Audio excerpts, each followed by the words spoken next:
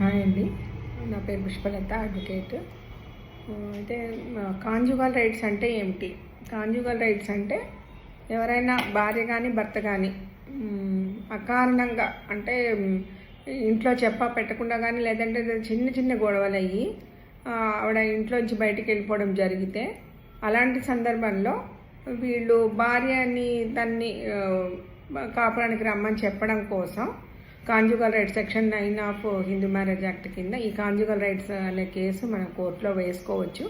దీనివల్ల ఏంటంటే పెద్ద గొడవలు కాకుండా చిన్నగా దీన్ని ముఖ్యంగా మనం కౌన్సిలింగ్ కోసం కూడా వేసుకోవచ్చు. అంటే ఆమె అకారణంగా వెళ్ళిపోతే ఏమిందండి, పెద్ద మనుషుల ద్వారా పిలిపించవచ్చు కదా అనుకుంటారు.